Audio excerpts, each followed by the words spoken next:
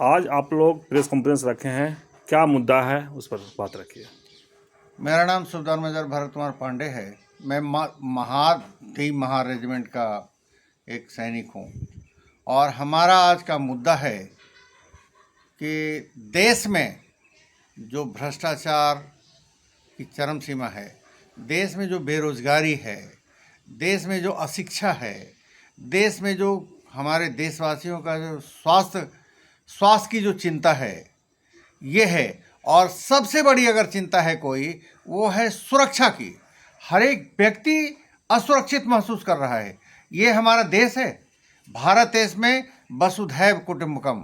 आज हमारे देश को सिर्फ मोदी जी ने और भारतीय जनता पार्टी ने और इसी तरह से सारे राजनीतिक दलों में एक ही चीज़ चली है, हिंदू को मुस्लिम से लड़ाओ, मुस्लिम को हिंदू से लड़ाओ, जातिवाद में बांट दो, इस जाति को उससे दूसरे जाति में, दूसरे जाति को तीसरे जाति से लड़ाओ और लड़ाने के बाद सिर्फ और सिर्फ इनमें फूट डालो ताकि ये एकत्र न हो सकें और देश का विकास नहीं हो सके। न देश का विकास हो, न देशवासियों का विकास हो। और ये सब जिस तरह से 70 साल पहले और 100 साल पहले जो अंग्रेज़ों के गुलामी के साथ जी रहे थे, उसी तरह से गुलामी में जीते रहें और ये सोचने की स्मरण शक्ति इनकी ख़त्म हो जाए और देश हमेशा से बंधुआ मजदूर के तरह भारतीय जनता पार्टी का गुलाम बन के रहे, तो कभी कांग्रेस का गुलाम बन के रहे, तो कभी बहुजन समाज पार्टी का गुलाम बन के रहे, कभी ये समाजवादी पार्टी का गुलाम बन के रहे, कभी आरजेडी का गुलाम बन के रहे, तो कभी जेडीयू का गुलाम रहे। क्या ये देश इनके बाप का है? ये जो राजनीतिक दल बनाए हैं, ये देश अगर है किसी का तो देशभक्तों का है। और अगर कोई देशभक्त है तो फौजी देशभक्त है। उससे बड़ा कोई देशभक्त नहीं है और नहीं हो सकता है। अगर देशभक्ति का नमूना देखना है तो सबसे पहले हम लोग आपस में जो बैठते हैं, हम लोग जहां आप सीमा की रक्षा करते हैं, हमारे यहाँ तो कोई किसी तरह का भेद नहीं, भाव नहीं, हिंदू नहीं, मुस्लिम नहीं, सिख नहीं, ईसाई नहीं, ब्राह्मण नहीं, शूद्र नहीं, कोई बनिया नहीं, किसी तरह का कोई जात का कोई भेदभाव ही नहीं। एक जगह बनता है, एक जगह खाते हैं, एक जगह लड़ाई लड़ते हैं, दुश्मनों से लड़ाई लड़ते हैं। हमें तो इस देश ने सिखाया दुश्मनों को चित्त करके मारो और किसी भी तरह से दुश्मनों को नामो निशान मिटा दो। इसी तरह से ये राजनीतिक पार्टी, सारे राजनीतिक पार्टी देशद्रोही हैं, सारे राजनीतिक पार्टी देश के दुश्मन हैं, क्योंकि उनको देश से कोई लेना देना नहीं, सिर्फ अपना रोटी सेकना है, अपने भाई भतीजावाद, अपने बैंक बैलेंस को खाली आगे बढ़ाना है। इसके अलावा इनको देश से कोई मतलब नहीं है। अगर ऐसा बात होता तो ये कौन सा एक नेता का नाम बताइए जो अपने एक निर्वाचन क्षेत्र का एक किसी जवान के लिए, एक किसी नागरिक के लिए उसने कभी ब्लड दिया हो? कभी नहीं दिया हो। आप जैसे कि आपको देश में इसलिए कि सीमा पर सुरक्षा के लिए रखा गया था, लड़ाई लड़ने के लिए, अब क्या लगता है देश के अंदर आप लोग लड़ाई लड़ेंगे? नहीं, हमें रक्षा के लिए दिया गया था।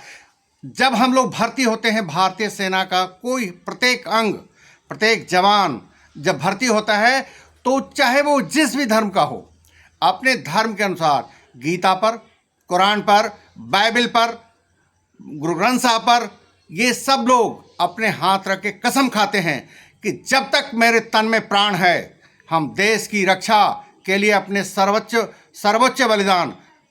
आपने मुझे अगर जल के रास्ते, वायु के रास्ते या स्थल के रास्ते कहीं भी भेजा जाएगा, मैं जाऊंगा, ताकि उसमें अगर मेरे प्राणों की आहुति देनी पड़ी तो भी मैं दूंगा।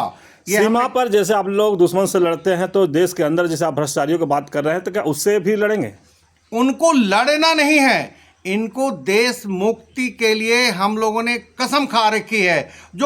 मुझे एक बताइए, आप हमारे बहुत ही सम्मानीय पत्रकार हैं, आप बताइए, हमने जो कसम खाई थी देश के तिरंगा की रक्षा के लिए, देश के संविधान की रक्षा के लिए ही तो हमने अपने धार्मिक ग्रंथों का सम्मान करते उस पर कसम खाया था। तो वो जो कसम, क्या जब तक हम वर्दी में थे तब तक के लिए ही था? क्या शॉर्ट टाइम के लिए कसम खाया था? क्या नहीं, जब तक जीवित रहूंगा तब तक के लिए था। तो पहले हमने देश की रक्षा करी थी, देश की रक्षा सीमा पर किया था। अब देश की रक्षा हम लोग सीमा के अंदर करेंगे। हमारी 30 लाख जो हमारे पूर्व सैनिक हैं, उन्होंने संकल्प ले लिया है और गुरु गोविंद सिंह जी का कसम खा के उठाया है, संत हो और शूर हो और संत हो। हम लोग जो चाहते हैं हमारा देश सीमा पर भी सुरक्षित है। मोदी और मोदी का बाप कभी गया है सीमा पर लड़ाई लड़ने? कोई भी राजनीतिक दल का किसी का बेटा, कोई भी राजनीतिक जो पौरुष बल वाले हैं, जो कहते हैं क्रिमिनल हैं, बाहुबली हैं, उसका बेटा गया लड़ने के लिए? नहीं। वो सीमा पर लड़ने के लिए कौन गया? किसान का बेटा। किसान का बेटा ही जवान गया है। इसीलिए हमारी पार्टी का हम लोगों ने जो गठन किया है भारतीय जवान और किसान की पार्टी है। इसमें किसान भी रहेंगे, वो किसान जो सचमुच किसान हैं और उनके ऊपर किसी तरह का ब्लेम नहीं है, जो देशभक्त हैं, जो सच्चरित्र हैं। हमारा एक ही उद्देश्य है, देश की सभी जनता ये चाहती है कि हमारे देश संविधान के अनुसार चले, और संविधान को चलाने के लिए जो संसद की रचना की जाती है, तो जो संसदीय प्रणाली में किसी तरह का एक भी क्रिमिनल नहीं होना चाहिए। संपूर्ण देश की जनता की यही एक इच्छा थी कि हमारे संसद भवन में जो क्रिमिनल बैठते हैं वो क्रिमिनल नहीं बैठने चाहिए।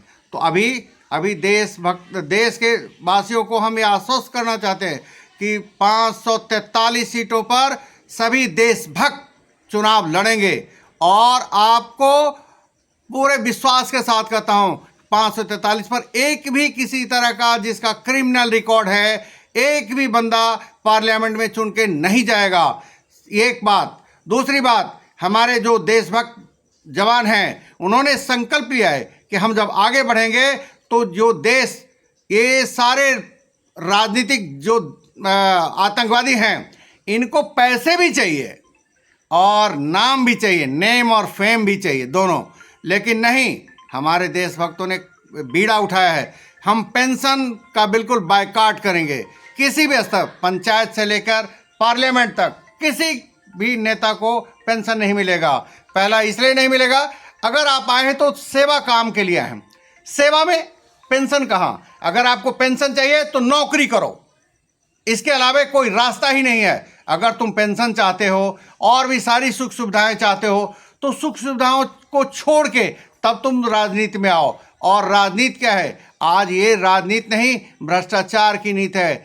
एक तरफ तो कहते हैं कि हम बहुत बढ़िया राजनीति कर रहे हैं, दूसरे तरह हेमंता बिस्वा शर्मा जैसे देशद्रोही नेता, जिसके ऊपर करप्शन के बहुत सारे चार्ज लगे हैं, 300 से अधिक करप्ट पॉलिटिशियंस जो पार्लियामेंट में जाते हैं, विधानसभाओं को सुशोभित करते हैं और आपस में गुत्थम गुत्था करते हैं। हम तो देशभक्त हैं, हमारे सैनिक देशभक्त हैं और अनुशासित हैं, अनुशासन के तहत रहेंगे। और हम संविधान के तहत, हम भी एक देश के नागरिक हैं और उसी के देश के संविधान की रक्षा करते हुए हम हर एक पैमाने पर खरे उतरेंगे और देश की रक्षा करेंगे।